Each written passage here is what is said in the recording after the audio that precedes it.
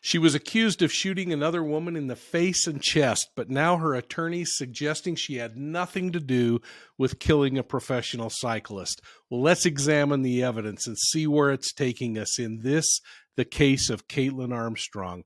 Welcome to Profiling Evil's Crime Recap.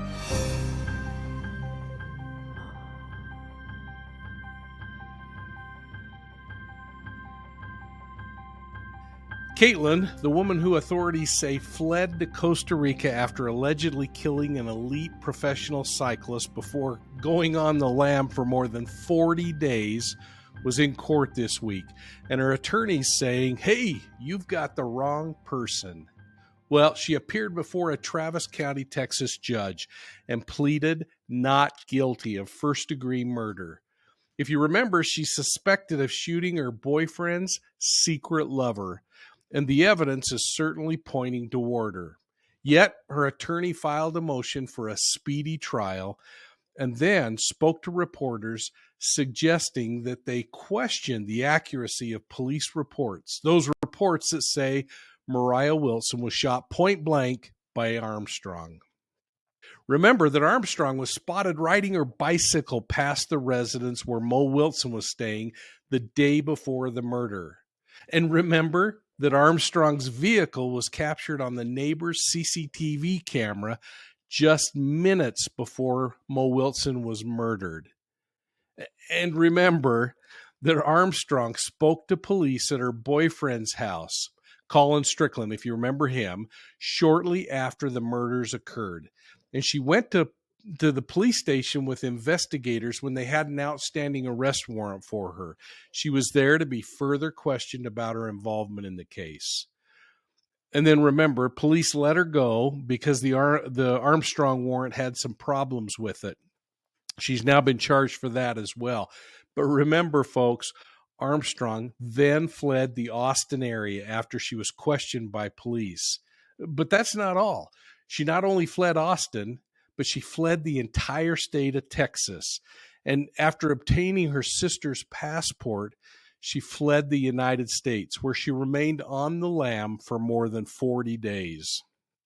Oh, we also learned something new today, and that is that Armstrong's attorney is suggesting that somebody broke into and vandalized Strickland's apartment on or about the same time that Mo Wilson was being murdered, claiming that Strickland and Armstrong were also victims of crime. Is that a way of minimizing murder to say I was vandalized? Anyway, since we're talking about that, I want to know if any of you remember Armstrong or Strickland reporting this burglary to police when they came to the residence to question Armstrong for the murder.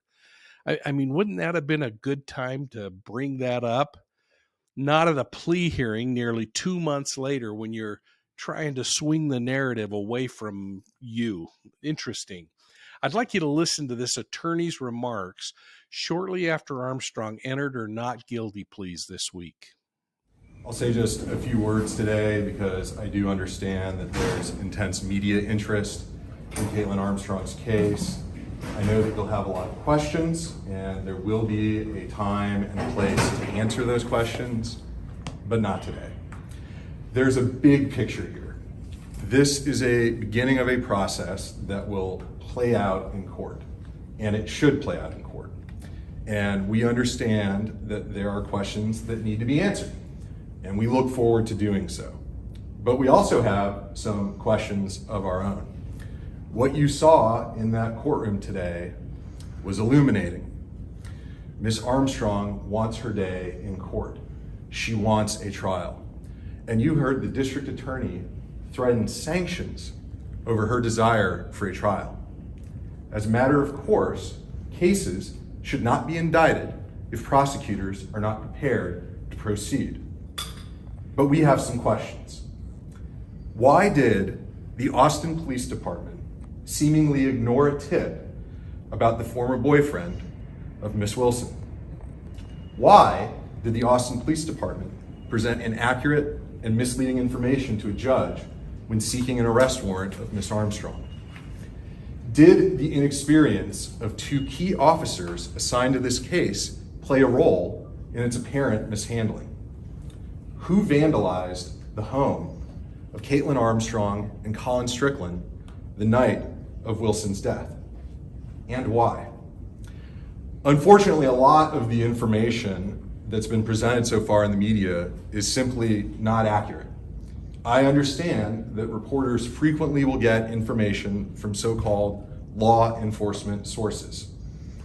The police have a vested interest in painting a picture that supports their initial assumptions and actions. Law enforcement sources also might have an interest in glossing over details that could be of interest and relatable to their mistakes in the initial hours of this unfortunate situation, terrible situation. All I can ask of the press here is that you not consider everything told to you by law enforcement as confirmed and reportable facts. Simply put, there is a lot more to this story than has yet been heard. We will file motions challenging this investigation and challenging the conduct of the Austin Police Department. We look forward to this legal process ahead and these issues being heard in a court of law. Well, if you caught it, Armstrong's attorney stated, quote, "Miss Armstrong wants her day in court. She wants a trial." And you heard the district attorney threaten sanctions over her desire for a trial. As a matter of course, cases should not be indicted if prosecutors are not prepared to proceed. But we have some questions. He went on to say, all that I can ask of the press here is that you not consider everything told to you by law enforcement as confirmed and reportable fact. Simply put, there's a lot more to the story than's been heard, close quote. Well, I agree. There's a lot more to this story. So I want to take a couple of moments and have you join me in watching a segment of mine with Court TV's Vinnie Politan. We were on closing arguments. Vinnie asked me specifically about Mo Wilson's personal and even her private life. Let's listen. Let's bring in our next guest. Joining us in Salt Lake City, Utah, retired police commander and host of the Profiling Evil podcast, Mike King, back with us. Mike, thanks so much. Great to see you as well.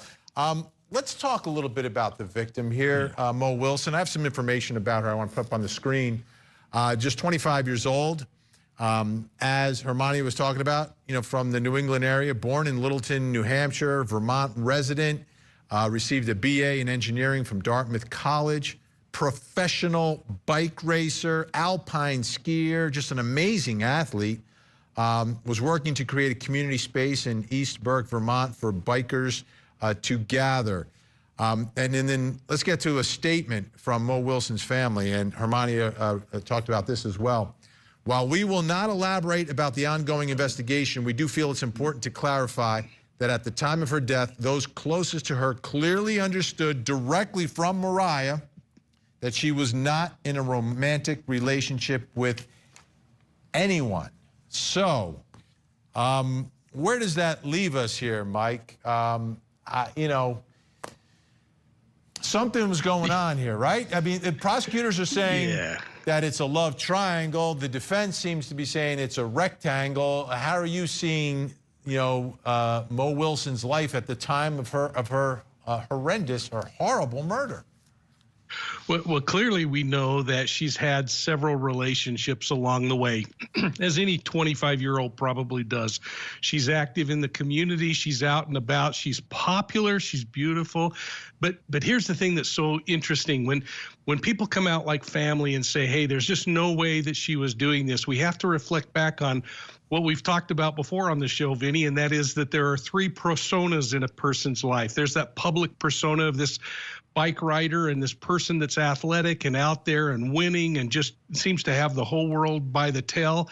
Then there's this private side where maybe some of the goofiness surfaces, but those closest to him are the only ones that really get to see that. But then there's this private side that only a few people, usually the participants in these relationships, know about. So I'm not ready to jump and say she didn't have these private relationships or these secret relationships going on that could have led to something like this. But when we talk about whether this is a triangle or bigger, I think this thing really starts to boil down to the fact of the evidence that we're starting to see roll out, like the CCTV camera footage that puts her vehicle there.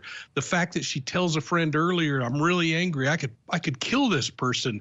The fact that she's tracking and knows that her boyfriend is out with this woman, driving by a minute later. The fact that she has a gun and she's been practicing with that weapon, and the weapon's recovered in a place that she has domicile, and it's already been confirmed that it matches the bullet casings that are found in the victims' homes. Those are huge things to overcome, and to me, keep taking us back to a triangle, not something bigger. Yeah. Our conversation then rolled to where Vinny asked me specifically about what was going on in Caitlin Armstrong's life at the time. And again, why didn't she report the vandalism earlier? Let's listen.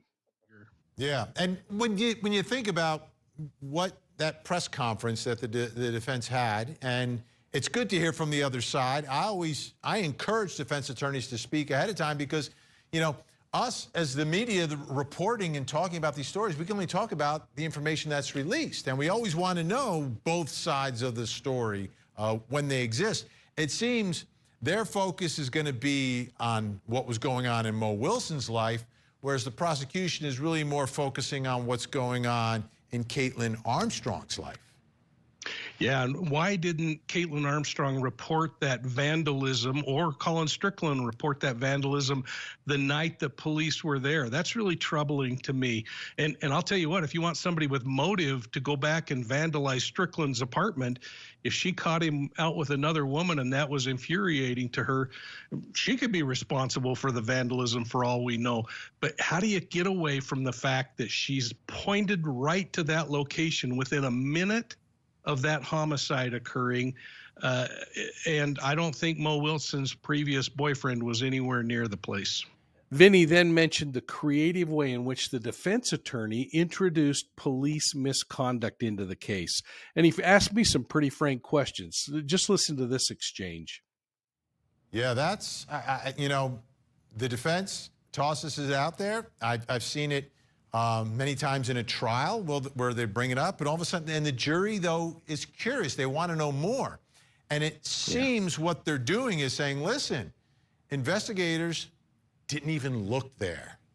And and I'm wondering if they're going to go more along the lines of, listen, there is some evidence here. You've got to understand what's going on here. Or, hey, you know, you got a tip about this, but you didn't do anything about it. Like, can you follow every single tip in a case? And should you follow every single tip in a case if all the information that you are gathering, like investigators are saying here, keeps pointing in one direction? Yeah, I think you got to follow this thing where it's taking you, but you can't get tunnel vision. You can't make up your mind what happened in the case before you've really gathered all those facts. So absolutely, you got to keep looking at the possibilities. There are so many things we don't know. I don't know if they gathered any gunshot residue off of her hands the night they interviewed, or if they had anything else that they've uncovered that takes away from this suspect or this boyfriend that Mo had beforehand. Maybe they have cellular data that already says, hey, he was 100 miles away or in California. I don't even know where the guy lives, Vinny. I don't know his name. I'll be honest with you, I don't know his name. I mean, he's the ex, and you know, there apparently was a tip, and we'll see if any of that is released. I'll guarantee you, though, it'll show up at the trial. We will hear about this at the trial. I'm just wondering if we're going to hear about it before it all starts. Mike King staying with us. We've got a lot more to talk about in this case. We're going to go through the timeline of what happened that day, and does the defense theory fit into that timeline, or how would it fit into that timeline? Well, I was then joined by my friend, a private investigator named Jason Jensen. We talked about the timeline in the Armstrong case, but we specifically focused on the vandalism complaint and the probability that it really didn't happen as described. Watch. Murder. Let me bring back in our investigator, still with me, retired police commander, host of the Profiling Evil podcast, Mike King. is in Salt Lake City tonight. And also joining Salt Lake City, private investigator Jason Jensen. Now, Mike King, let's go through this timeline and see how it relates to this allegation of the vandalism. And is the vandalism of the home that was shared by the defendant and her boyfriend, could it have been vandalized? Could it have been connected to this former boyfriend who they're saying maybe committed the murder, whatever his name is? 5:45, Strickland says he picks up Wilson from Cash's house. Cash is Mo's friend who lives locally in Texas. That's who she's staying with. 5:55, Cash receives electronic door notification that the door is locked. 8:16, Strickland and Wilson leave the parking lot of Pool Burger on Strickland's motorcycle. So they got something to eat. 8:16, they're leaving the parking lot. 8:26, 10 minutes later, Armstrong's vehicle drives northbound on Maple Avenue, then westbound on East 18th. 8:35, 9 minutes later, Strickland drives northbound through the alleyway north of East 18th Street on his motorcycle. 8:36, this is key, the unique code given to Wilson is used to unlock Cash's door. So she then enters the home. 8:37, Armstrong's vehicle appears to stop at Cash's residence. Okay, let me ask you, Mike King, when would the killer have done the vandalism? Before the murder or after the murder, which takes place at some point after 8:36? Yeah, I guess both are possibilities, aren't they? But if it was before, I think Strickland would have been reporting a burglary at his home when he got home, because he gets home before Armstrong returns back to the residence. That thing continues to bug me, and I love the fact that you put this timeline so succinctly, because we see that 5:55 time when Mo Wilson walks out the door and locks it and goes off with Strickland. They do their thing, they run around, he drops her off, and then a minute later, this is either pure luck or she was being followed by Armstrong, and it could be pure luck, who knows. But we have other documented times where Strickland is seen driving away from the residence at the time that Armstrong is pulling up. Again, he gets home before any of this happens. If that burglary had occurred or that vandalism, criminal mischief, he would have probably been making some phone calls. But holy smokes, Vinny, once the police show up to question her, they would have been shouting out, hey, our place was busted into too. Yeah, that's there's some unanswered questions here in these allegations. So this is a case that's boiling down to probabilities versus possibilities. And I really like Jason's response to whether he bought it as a possibility that Armstrong wasn't the prime suspect in this case. Listen in, and then I hope you'll take a moment and weigh in on this case down below. I mean, how do you feel about the way that Armstrong's defense is shaping up? And by the way, don't forget, folks, the handgun that was used to kill Mo Wilson, did you know that it was recovered inside the apartment that Armstrong and Strickland were occupying? And then do you remember those 9mm cartridges, the spent casings that were found inside of Mo Wilson's house next to her body? Think about this. The body that was shot, I think, twice in the face is what they leaked out in the interviews, and once in the chest. That same casing was now matched to the weapon that's been recovered in Armstrong and Strickland's home. And did you happen to catch that the 9mm slug that went through Mo Wilson's body and into the tile below her when she was shot in the chest, presumably, that bullet has been forensically matched to the weapon that was recovered in Strickland and Armstrong's home? How are her comments about wanting to kill Wilson, or even the fact that she was at a range practicing how to fire the weapon a few days before, going to play into this case? I'm going to be looking for your comments down below. I really look forward to what you have to say. Now, let's watch Jason's comment, and then I want to talk about a mom that was murdered this week. Jason Jensen, is it possible, let's say the vandalism did happen that night, Could it be two different people? Is it outrageous to think that the vandalism is not connected to the murder? Well, that would just be the world's biggest coincidence in light of what's going on here. It's like there's a murder. We both know who was murdered, and we were a victim of a break-in and vandalism. It makes you really wonder if the vandalism was staged to make it look like there was a vandalism. Like, for instance, we know that Armstrong's gun was found at the residence. Is it's supposed to appear to be like someone broke in, stole her gun, used the gun, and then brought the gun back? Yeah, we shall see how all this develops in front of the jury. That will be crucial in all of this. Mike King, Profiling Evil podcast. Make sure you download it, folks. It's amazing. Again, folks, don't forget to put your comments down below on the Caitlin Armstrong case. But now, hey everybody, it's Mike from Profiling Evil. I've been studying criminal behavior for more than 40 years, and one of my favorite research tools is Truth Finder.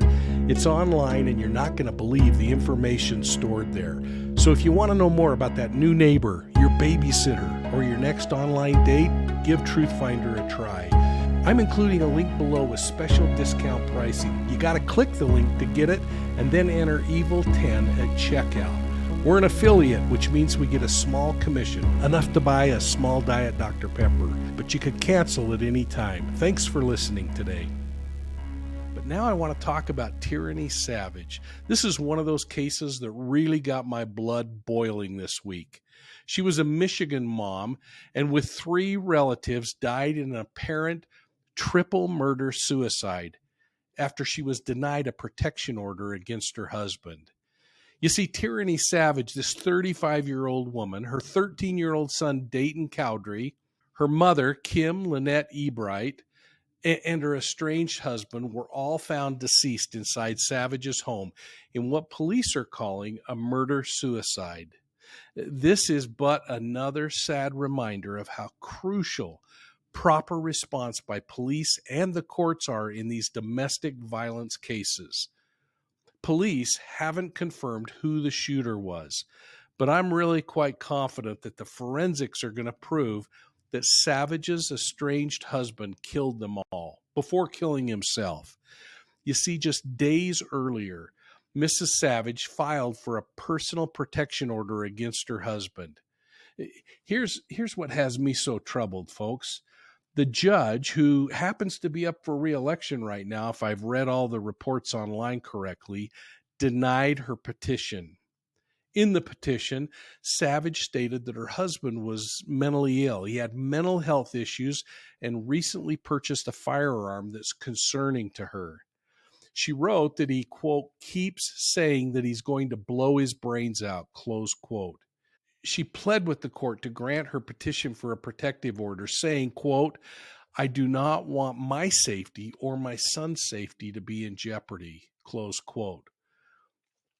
Well, instead of granting the order, the judge told her she could request a restraining order in the divorce court, stating, quote, there was insufficient evidence showing an immediate or irreparable injury, loss, or damage, close quote. Well, not knowing what would happen, the woman filed for divorce just 3 days before the murder occurred. Flowers and candles lay at these steps outside the house where the bodies of 35-year-old Tyranny Savage, her 13-year-old son Dayton Cowdery, her mother 58-year-old Kim Ebright, and 35-year-old Eugene Savage were found Sunday. Today we learned through court documents that Tyranny and Eugene were separating after 8 years of marriage. On June 24th, Tyranny filed for a personal protection order against Eugene in the 34th Circuit Court, writing this note in the protection request. He has mental health issues and recently purchased a firearm, and that is concerning to me. He keeps saying he is going to blow his brains out, and I do not want my safety or my son's safety in jeopardy. The personal protection order was denied by the judge who wrote this in the PPO document. Insufficient evidence of a showing of immediate and irreparable injury, loss, or damage. Petitioner can request a restraining order in divorce court. On July 7th, Tyranny filed for divorce just 3 days before her death. Folks, I've said it before, but I want to say it again. I personally do not believe situations of domestic violence will improve. If you or someone you know is involved in a domestic violence situation, call the police and talk it over, or choose to talk it over with your medical or your mental health provider. Frankly, that's exactly what Tyranny Savage did, and the process failed her. But folks, please do it anyway. Get the help. Report the abuse as quick as possible.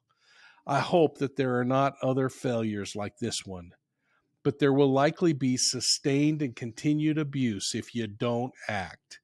Figure out your escape plan and get out. And if you got a moment, check out my other videos on domestic violence, and please weigh in with your own personal stories of where the system helped you or failed you. Perhaps the right people will read your comments, and that might lead to change. Now, my final comment is going to be about the efforts across the country that are changing things, including defunding the police. I think the movement is seeing that they were mistaken in wanting police budgets cut. Response times have increased. Police officers are leaving the job at record rates. They're leaving these huge vacancies in police departments across the country. In some areas, police have quit responding to police calls because of increased fuel costs brought on by current recessions, when coupled with efforts to cut law enforcement through defunding, have left agencies with vehicles, but not enough money for even fuel.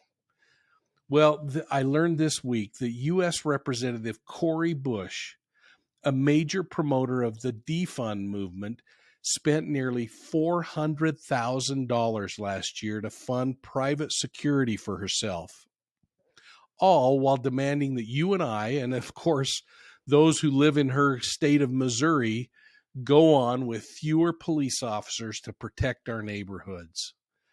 Records at the Federal Election Commission showed that Representative Bush shelled out almost $90,000 in the second quarter of this year alone.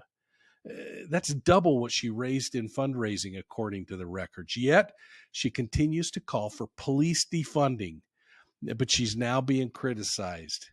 Now, she says she's being criticized by the same people who are saying horrible things about her. I was really surprised by a recent quote where she said, quote, "I have private security because my body is worth being on this planet right now.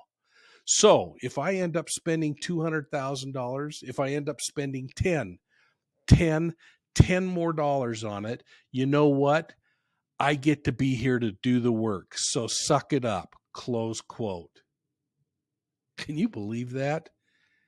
Well, Representative Bush, everybody deserves to be on the planet right now, and everybody deserves equal protection under the law. How dare you promote defunding our protection while using donations to secure yours? I'm really troubled by this, and I suspect that there are others who feel the same way. I can't impact it, but hopefully those in Missouri will express either their support for this kind of behavior or their lack of it during the next election. And since I'm on this kick about actions that are hurting our democracy, let me close with this story out of Kalamazoo, Michigan, where the city council has decriminalized defecating, urinating, or littering on the streets of their city. They did so to make the city, quote, more equitable for those people who choose to do those kinds of disgusting things. Well, while this group of lawmakers are patting each other on the back for the good deed that they believe they've sealed, the community is up in arms. One business owner went on national news recently to report the problems are intensifying and that feces and litter is outside of the business's doorways and it's becoming a problem. A downtown business person told WWMT, quote, "We have a major problem downtown, and I don't understand why it would be even proposed that the law would be less restricted than it is now. People are urinating, defecating. They're not going to stop. We live with it every single day. It's not just the urinating part of it," she explained to Fox News, but she said, "The part of it that really is upsetting to us is people approaching other people. people following some of their employees to their cars and asking them for money. And when they get into the car and they're still not giving them money, we've even had one guy that started throwing rocks at their cars, close quote. Well, another downtown business owner voiced concern for the safety of customers, employees, and anyone coming downtown, close quote. In response to their complaints, the city leader stated that business owners cannot be the city's only focus. Well, I wonder how that city council is going to feel if those businesses pull up stake and move to a different place, or just plain go out of business, and they lose the tax base that they've been getting from them. I want to know what your thoughts are on this, folks. I mean, please enter your comments down below and make sure you're taking time to read and respond to each other. If you're enjoying Profiling Evil and you haven't already done so, please hit that like and subscribe button and make sure you're ringing the bell so you're getting all of our notifications. And I hope you're checking us out on YouTube, Facebook, Instagram, and Twitter. And if you're one of those folks that are into podcasts, check us out on your favorite podcast platform. This year, we've been focusing on something we call Cults Among Us. And there are a bunch of podcasts that are going to blow your mind. Make sure you're listening to them. And if you want a little more and you want to help a little more, don't forget to check out our channel memberships. We're starting the newest series in the Profiling Evil Academy in a couple weeks. Channel memberships are the only way you're going to get early access to special content. And you can join for as little as $1.99 a month. And it really does help me out, folks. But thanks for your support of Profiling Evil. We'll see you all soon at the next crime scene.